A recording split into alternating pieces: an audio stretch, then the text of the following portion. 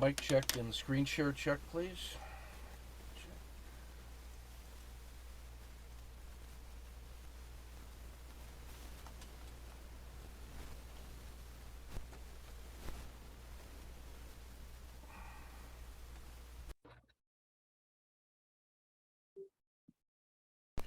Let's try that again. Mic check.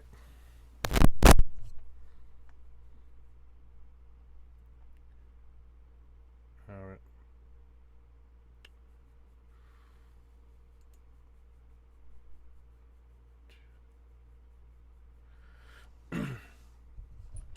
All right. Good night. Good evening, fellas. Nightly strategy podcast. Man, that does sound weak. Nightly strategy podcast for let's see, August 7th, 2022.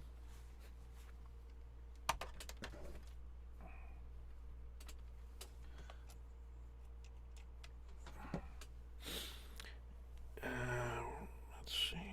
All right, let's start with the sector relative strength here for the cyclics. Come on, dummy.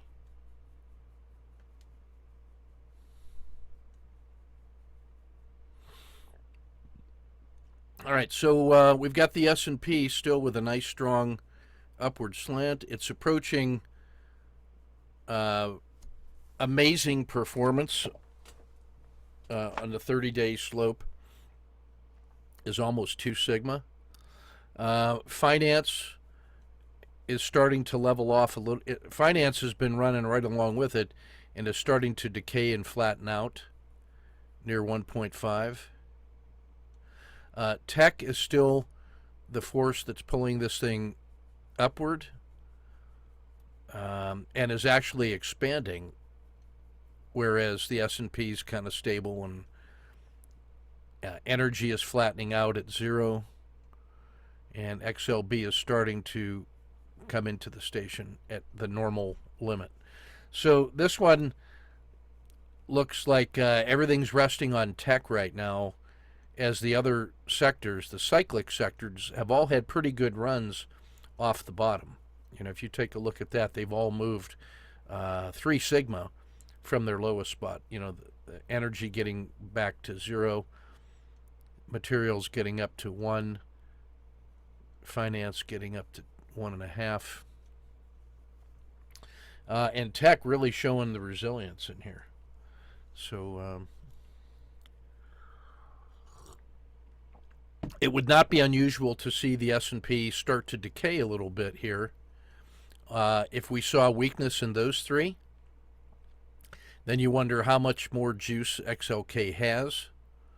And then this entire run up is now put at risk the same way it was over here. And you saw how vulnerable to the downside that became. Energy especially so. This, by the way, is the argument to be an energy swing trader, because you get these amazing amplitudes and rapid frequencies.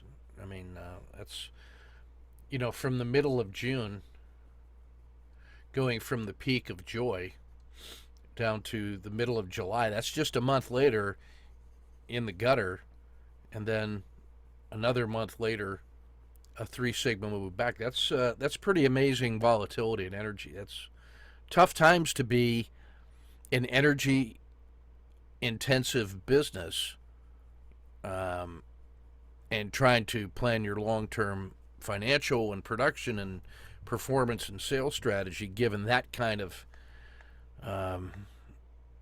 shenanigans in energy prices. That's why, you know, those long-term energy contracts are so crucial. If you think it gives you security and stability in your business model, but does it really?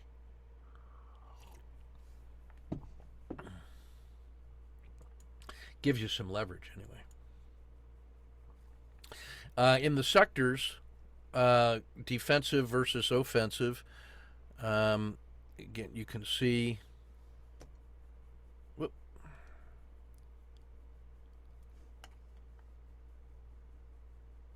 come back here, here we go.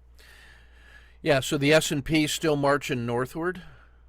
Consumer discretionary, much like tech, was pushing that 2.0. The staples, the defensive plays, have already peaked and are, in this comfortable zone above the zero line, but got rejected at the normal barrier. So it's really just XLK and consumer discretionary, the two most aggressive and optimistic sectors that are working here. Defensive plays are already fully valued and rolling over. So this could be a shifting of the tide, as it were. So let's be mindful to that. All right, into the frames.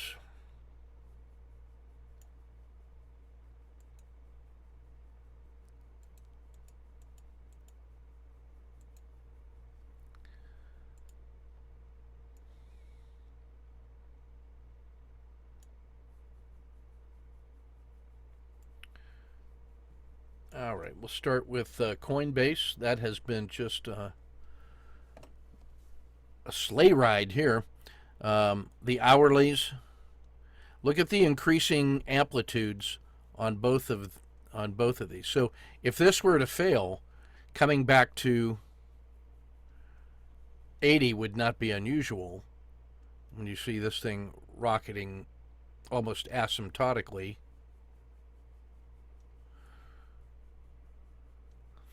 And you're seeing a little bit of that decay in here already, that froth at the top.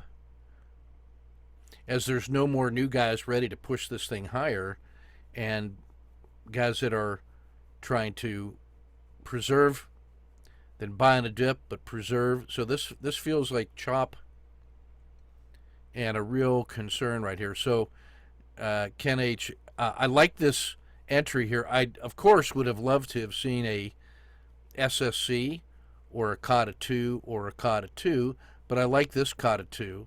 I would be very mindful of support at 90. I would lock in that move right there. I would not let that one come back. Meantime, the second COTA 2, we should have gotten paid in here. I'm noticing strong support.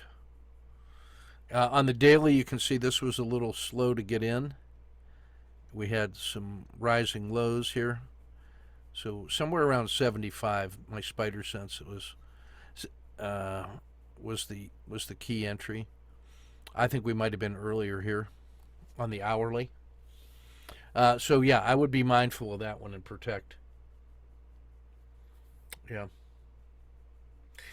Yeah, Ken H. Has been getting a little reluctant to just jump on the SSCs and getting more of the emerging dragons. Just realize if ever there was going to be a false breakout, the false breakout is this one, right? Because everybody is seeing that peak. In our advantage, I must say that remember that this peak is caused by the peak of the RL10, or is caused by the peak of the dragon, which usually does not get as high. There's usually a price spike, that was in here that couldn't hold and then fell out. So most guys that are drawing channels for the breakout are looking at this as the channel breakout. So so when you get this entry right here, that feels like a breakout to us, but it's not a breakout until guys who are looking at price action are seeing it at 100. So what you get in this little burst from 93 to 100, that $7 gain, that's still noise to these guys because you're entering around in here. They don't see it as a breakout to here. And then if there's nobody to buy the actual breakout, and then this thing starts failing, you still have a chance to make that trade as a gain. Whereas this guy has to get out right after he got in just to break even. So you have a window of opportunity in here to get it. Uh, so don't let this one get away. The other thing I'm going to say is, the emerging dragon, whether it's this one or this one, waiting for that feels like you're getting confirmation of the move. In reality, there's the hypothesis that there's a pool of buyers down here that are just waiting for the trigger, the signal all clear that it's safe to buy, meaning that it has left all the resistance behind. So when you buy, the instant you buy the breakout, if these guys don't actually exist, if they don't materialize, then all you've really got is a dead cat bounce opportunity to short it. The same guys that were shorting it here. But if these guys materialize, then as soon as it breaks above this peak up here, they should start kicking in and going, and then you should see a program of buying, because this pool of buyers is not all heterogeneous or homogeneous. There's first mice, second mice, third mice, fourth mice, and fifth mice. So even these guys are in tranches, and each one needs a little bit more convincing to get pulled into the trade. My point would be is that right after the dragon bottoms out, and you get across here, this is actually the safest place to buy, at a place where you're going to have support anyway. Even if you entered here or here or here, you're probably going to use the belly of the RL10 or the dragon as an exit. So if you entered here versus here versus here, I mean, you're probably always going to use this as your stop. It's just that now you have fewer dollars at risk if that's your stop compared to this one. So in terms of actual risk, it's less risky to buy the earlier entry. You say, yeah, well, but that's going to be the one that fails sooner. Well, if this is going to be the one that fails, it's because there's no pool of buyers down here that are really looking to buy this thing on sale. And so that means this was going to fail, that was going to fail, and they were all going to fail anyway, but you've missed the opportunity to make a snack inside here. The fact that these guys have moved it up as high as 115 says there is some latent buying available in here. And so this price level here has got to hold. And we got to find this pool of buyers that are the guys that were pushing it that high. Can they be tempted? Well, if it breaks above 100, then it's going to go. And activate these guys. So I would just say, don't be shy on the SSCs, especially when these are, this SSC here was kind of a COTA 2 anyway, right? This entry around 58 in here had already seen some rising lows. So I would say let it get across the dragon and or not later than 70.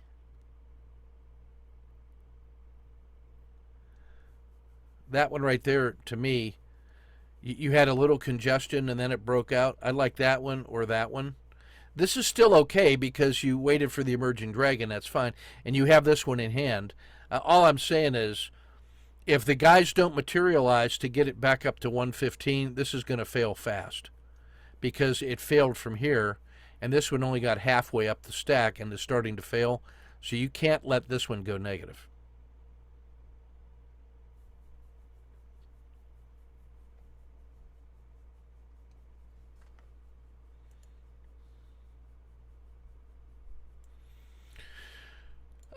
Longer term, what makes this interesting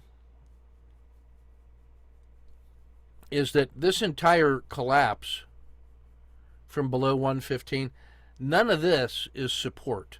There is no support in here anywhere. That was free fall. You don't get support until you see all of this. And then this. Now probably this. Now the question is this a manifestation of that support here at 75? I would argue that it is. That if this thing wants to get back up into here at some fair value of 125, psychologically speaking, then in this no man's land here, it's made the first burst out of here. Unless that was a flash in the pan, this thing should go, and it should get to 115 in a hurry. And then up in 125 even. This is where it starts to be a real question about how much more is there on a rational basis. But if this doesn't materialize, this all runs back here in a hurry. And then who knows how far down the stack it goes. The idea longer term is you've got these two areas where everybody was convinced they were at fair value. This one on the weekly at 123, that's this one. 200 is, and well beyond. I don't know when we see that anytime soon, but I would just say don't let this one go negative. Realize that this thing is a popcorn, radioactive popcorn wanting to go higher or lower wildly. And it can be traded in either direction, but to me, there's not a swing trade in there.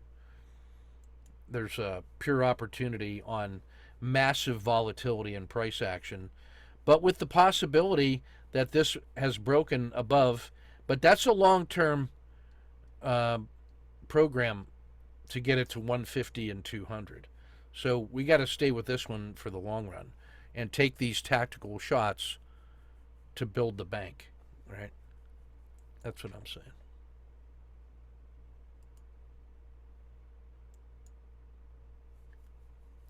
There's a great big herd of money in Coinbase ready to feed the tribe, but I don't want to get stampeded while we're out there trying to hunt buffalo. All right, Bitcoin just has been slaughtered. Finding support down here around 15. It's on the growth side of value, trying to get to 18. Where the real test is, that's this. If this gets to here and rejects, it rejects before it even gets into this heavy resistance in here. And it's not till it gets above 20 that we think it's out of this resistance. So, it has to get above 15 to get into the fight, right? So if you were an emerging dragon kind of guy, waiting for true breakouts, you'd wait for all of this to break at 15. Then the tactical play would be, well, it's going to go close that gap from 15 to 18. So this idea of entering here on the breakout, this tightly compressed range, is going to let you get into it at 1450. And then if it gets above 15, it has a real chance to go. But that means you have 50 cents of gains in hand on about 30 cents of risk. So that means you're sitting at about 1.5 R in hand at the time the breakout actually begins. And who knows how far up the stack this could go. That's the 50% retracement. That's 2/3 and 1/3. So it could get to 16 and 16.75 and 17.25. But by buying this thing at this breakout, see, if this opens in here and breaks out, this has the beginnings of a kata 2, and then it has to get above this, and if that keeps going, gets above this, and then gets above this. Then if it gets above 15, it will have successfully tested 3 different levels, and you're going to have actually about 70 cents or 80 cents in hand on a 20-cent risk.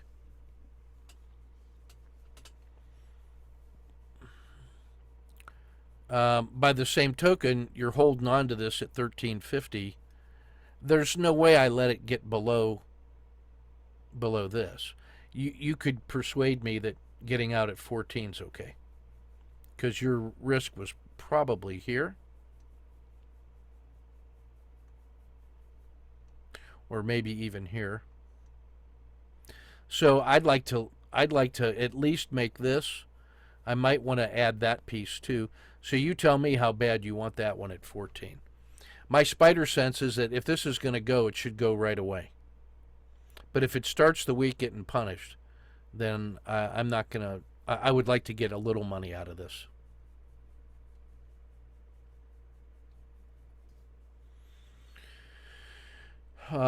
This little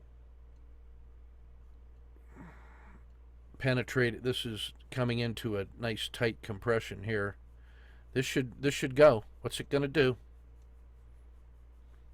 So don't let that one turn negative. If it fails, it's down here to 13, 12 and a quarter, 12. If it goes to the upside, there's no resistance in there whatsoever. So it should, once it gets past 15, this thing has a real chance to go.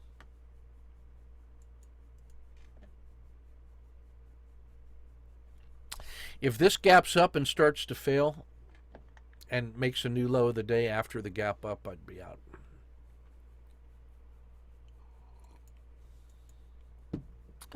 Tesla. Well, this is at a natural resistance point on these swings. I'm going to draw this with the big fat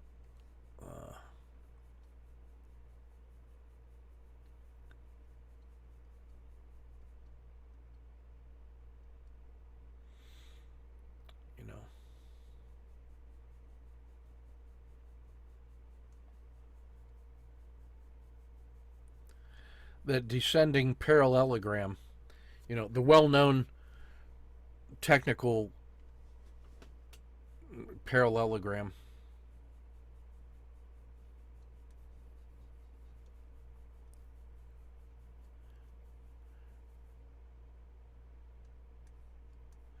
The rising triangle. Urge 1 held support what used to be resistance. Here was an important test. It got through that and has now come back halfway. So don't let that get below here.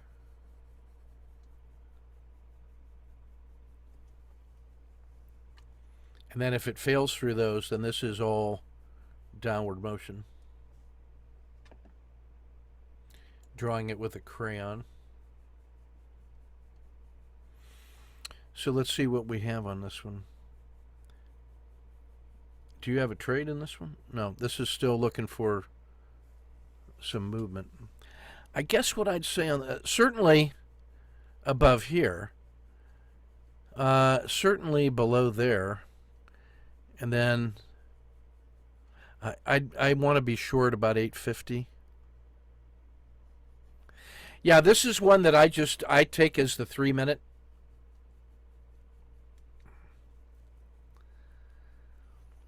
And I just think this is an engine for short-term trading for the foreseeable future. I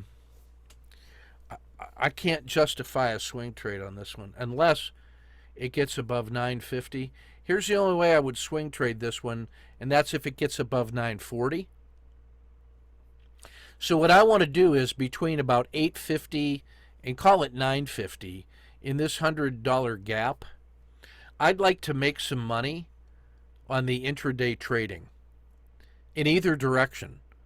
But then if it starts to break out, I would like to keep 20% of whatever money I made inside here, just commit to that, not with a $5 intraday risk, but with about $100 risk. and I would position size off about 100. You could convince me that 50 would be enough.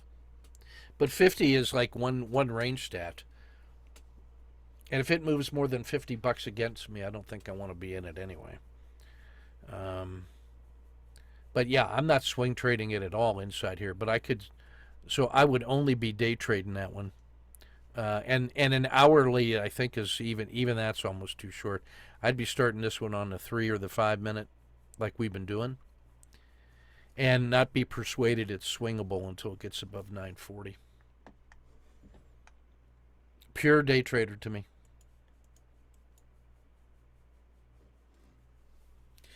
Yeah, options will overcome some of that if you get them further out. It will protect you against losing more than your initial investment.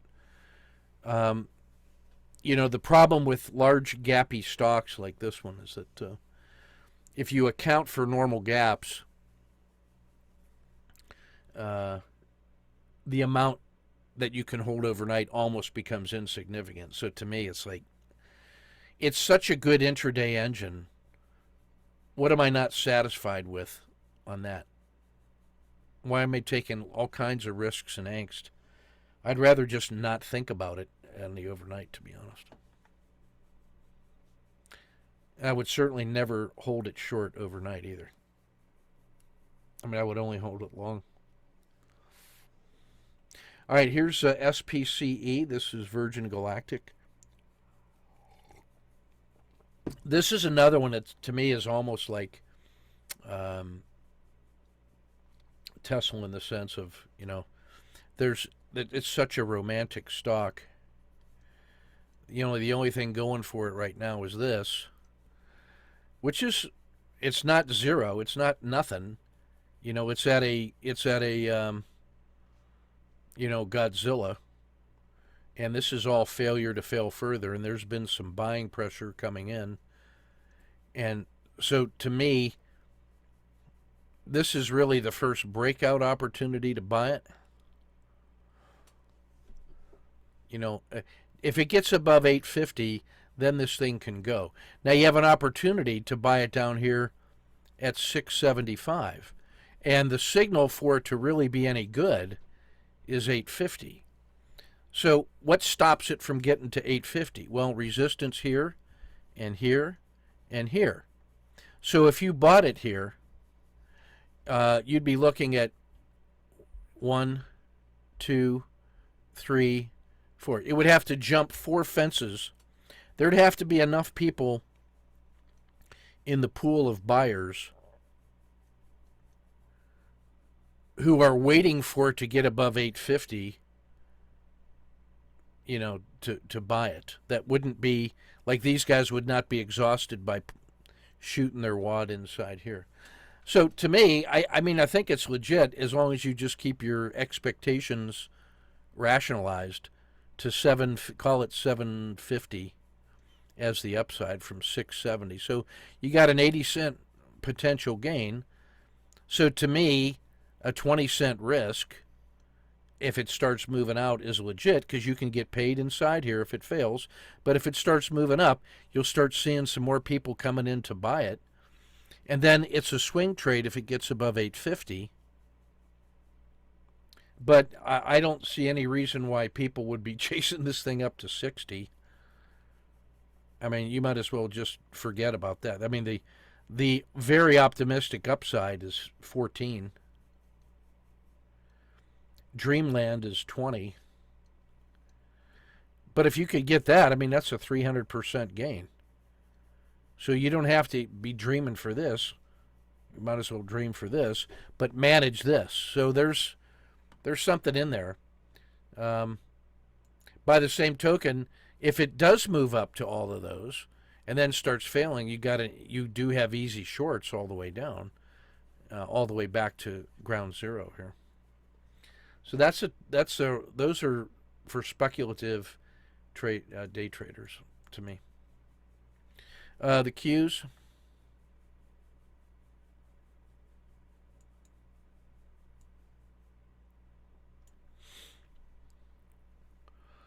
This is part of that rising lows that have been supporting the move in the S&P up. It's kind of at a natural limit. It has formed this jagged edge bowl here. Now we're going to see. While the rest of the S&P we saw starting to cool off, is there enough strength in tech to move it another 10%? That's a really good test. I'm ready to follow price in either direction. This is where I would add a second position short, third position short.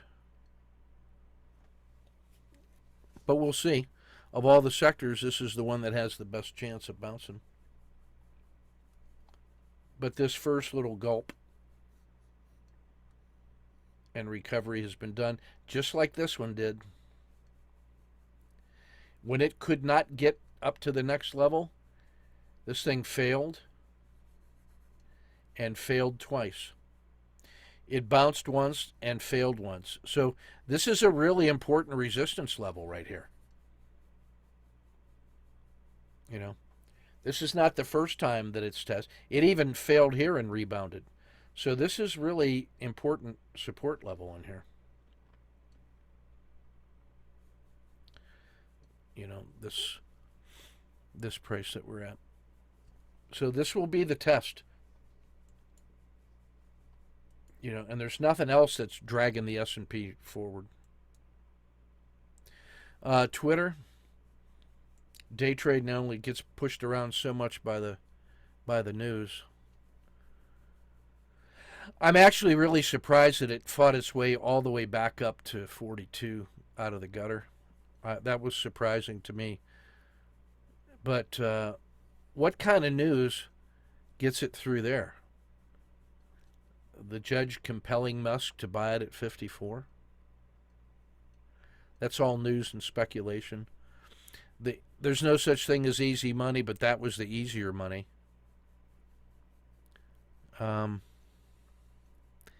Sure, as a pure speculation day trade, but I'd want to get my stop out of this, or my risk out of this, and into the money as quickly as I could and make bank.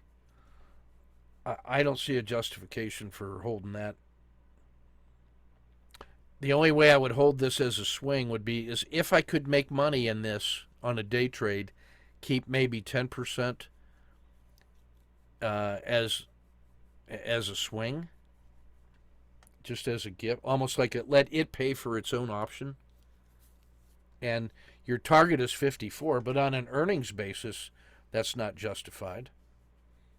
Because offering 54 was such a premium above any reasonable earnings. That's why it was so remarkable and forced the board to agree. And then all the discovery since then has shown that its earnings were bogus, so it's worth far less than the money that justified the 54 offer. So how much higher does it go from here? I just think that's a time bomb. Can't recommend it except for surfers. Now this is more like it. Devon Energy. This is a company that we can know and love. Look at these well-defined legs. Clear, you know, leg 1, leg 2, leg 3, all clearly outlined the same height. Look at recovery and go. Recovery and go. That's what this thing does. Reasonable scratch. I would have liked to have gotten paid, but, you know, whatever. Here's the test. Can it get through the dragon and then break above 60? If it does, you know, this entry here is gonna be happy if it gets above 60 and then 63. Don't stick around and just stay with the original trade. I think that's fine. Don't let it go below 55.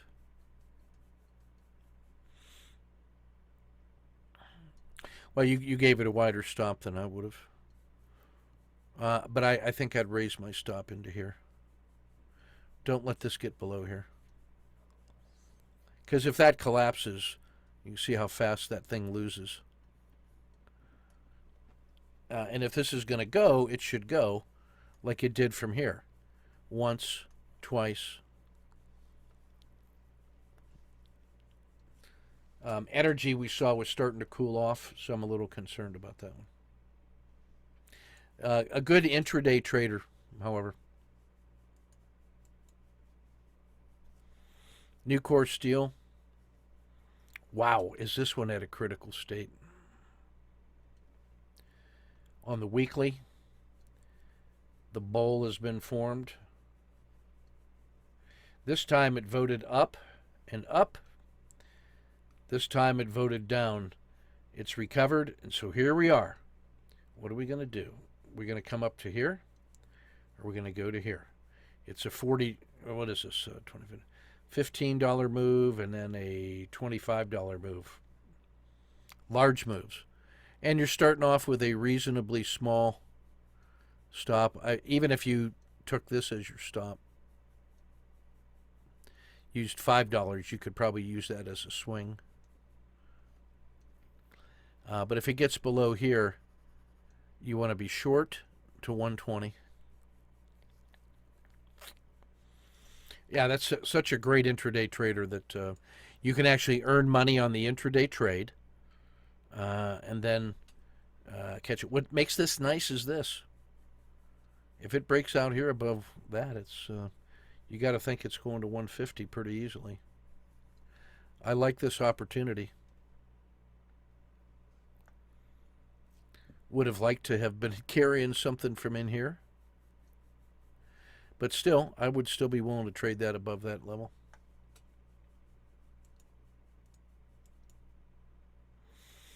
U.S. Steel, same position. This one, the second entry is favored by the support that this one is giving it. It's giving it a little cushion. That's a good shot right there. I think you could add another position under by 24 and aim for 26. The metals have had a really nice posture, and this is a little cup and handle. So according to theory, if this breaks out, this should go to 26. It should take that move and stack it here. It should get to 30. So I'm liking this one. You know I love the steels.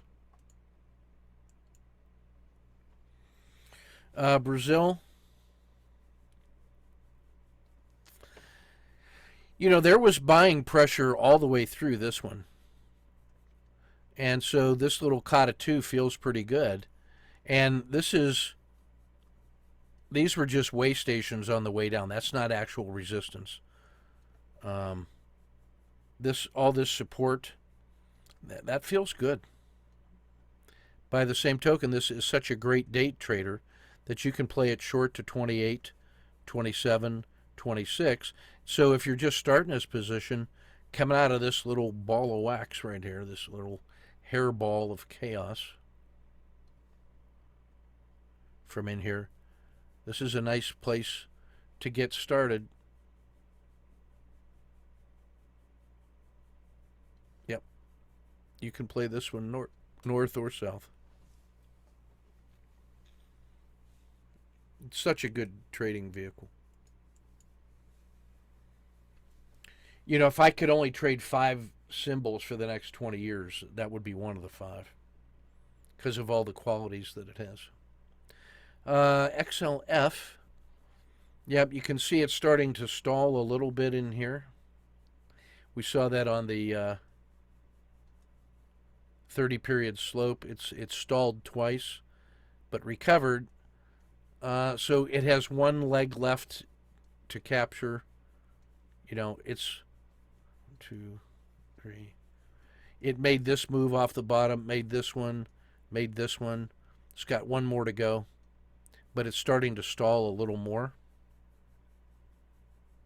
But that's worth a shot. I like this one early, not later than 34, with the idea it should get to 35.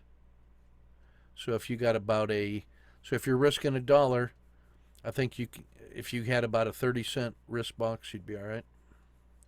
And that gives you a 3-to-1. I like it short from here, though. with a second position here, just because it's starting to weaken, and a move back down to here would not be unusual, especially if we saw the S&P start to give back its gains after a really strong 30-day run. Walmart, yep, noted. Don't let this one go to zero or go negative. That'll happen. There's your SSC. Yep. Yep. Yep. Okay, so it's held support here just in time to protect your feelings. I would have no compunction about entering. Like if I had exited anywhere in here, I wouldn't mind entering right here with this as support. That's what it's supposed to do. This was opportunistic gains, and it's got a higher low. This is still kind of caught a 2. If this can go, that RL10 is going to reverse. The short side, though, if we saw weakness in the S&P, then a break of this price level here is going to bring it down to here. There's no support inside here. So you have to honor that stop. But by the same token, that makes this a critical state. Recovery or collapse. And follow the price instantly.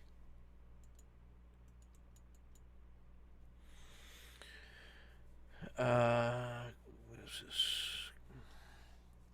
Clean Field Technology.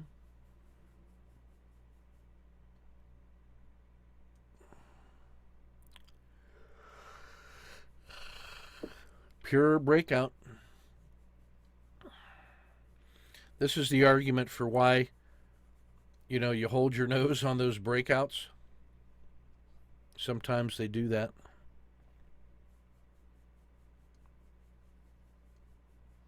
Sometimes the emerging dragons do work. There's your RL10 wiggle. You're supposed to tell us about these things a little bit sooner, Ken H. Come on, buddy.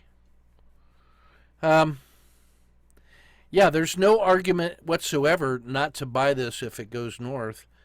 Strong argument to effort the short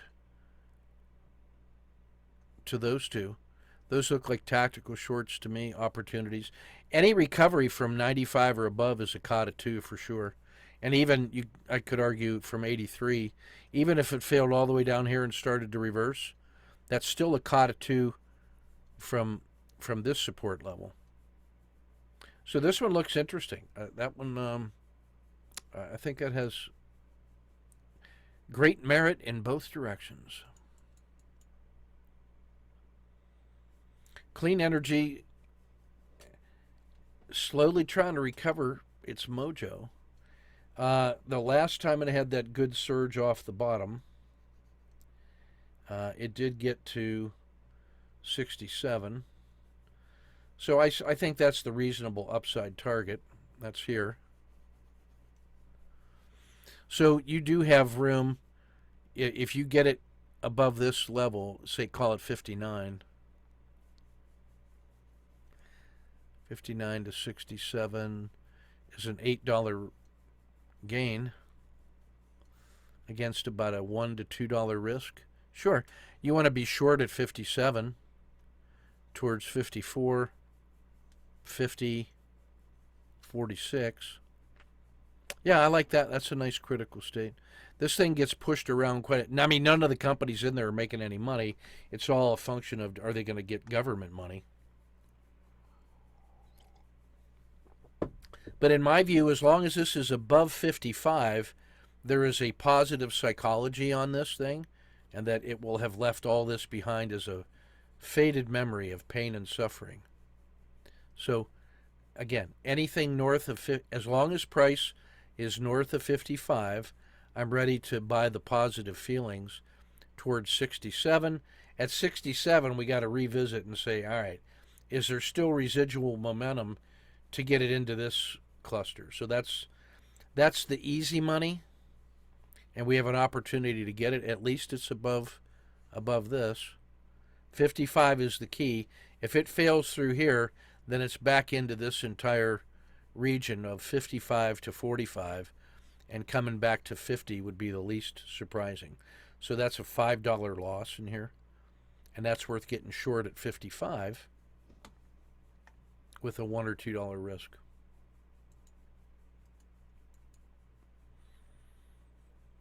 Carvana.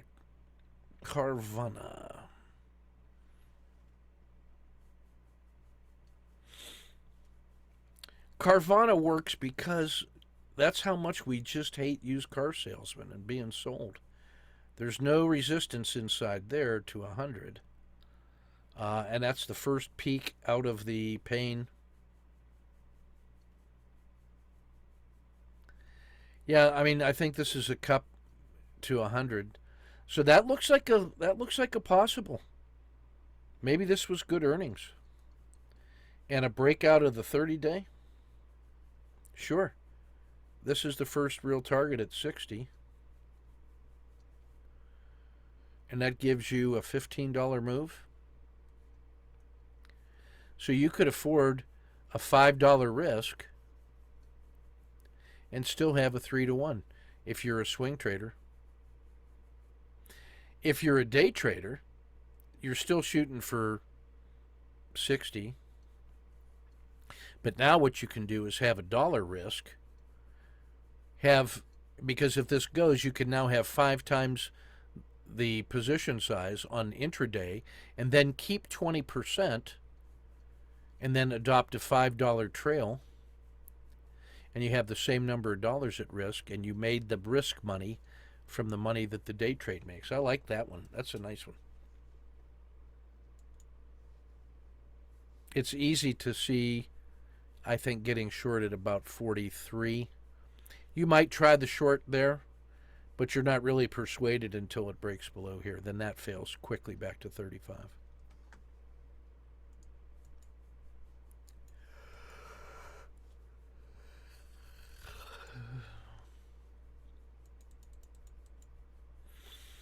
All right, here's Luke with the daily, the 8-hour, and the hourly. That supports up his 5-minute. So 12 times his 5-minute gets him to the hourly. His key price. Now, if this one breaks to the upside, you need to be long, buddy, with a trailing stop. And conversely, if this breaks, you need to be short with a trailing stop and adding a second position here. Because if that fails, this whole thing fails. Those are good, even if you're away from desk. Do those with a trailing stop. That looks good. Trailing stops after those price levels. I would capture, if it got to here, I'd just take the profit target and cash it instead of monkeying around. That would be such a good trade.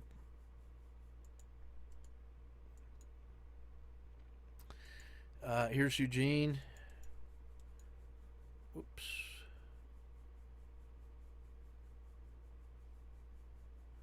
What did we just do there? Oh, sorry.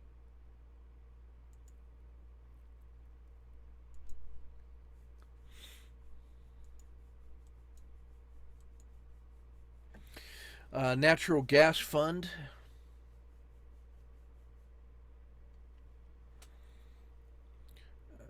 With Heikinashi, you get the sense of what the emotions are pretty clear. You still get the nice turning points. So the trading range here is between 20 and 30.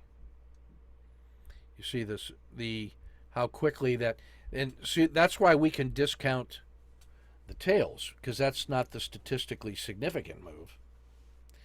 And when you buy the breakout above the RL10, other guys are waiting to buy the breakout up here, and so you're cashing their indecision. I like this one. If this holds, I love that little formation. If this holds and then gets above here, off it goes. So I feel like that's a nice a nice critical state. If this breaks, up we go to here. And if this fails, first test, and if that fails, then down we go. I like it. Looks good. It's in that moment of indecision between fall and summer. And on the hourly here, it's right at the zero line. Here, it voted down. It had 2 full days to fail, and it didn't. So maybe this has some juice. Looks good. All right, guys, that's everything we got. We had a really good session this morning. I'm going to cut some snippets out of that from the True Storytelling for Creativity. Really good work. And you guys will enjoy the snapshots. There's some... I can commit it. Yeah, Luke, the complete session's already uploaded. It's definitely worth a listen. Listen especially to Jack Kingston's testimony, his strategy. On his own, he sort of discovered internally the appeal of swing trading one day at a time, core and turbo trading, and the value of Ken H's analysis. So Ken H, expect 2 phone calls or emails, one from Jack, and then another really important one from Matt Richardson, who wants to work with you on a project, which I'm going to strongly support and put my son's analytical skills in on that for you. There's some intriguing possibilities on what you're doing and what he's in a position to do. He's managing money full time now with the complete discretion, and it's working pretty well. All right, take good care, guys. We shall see you tomorrow.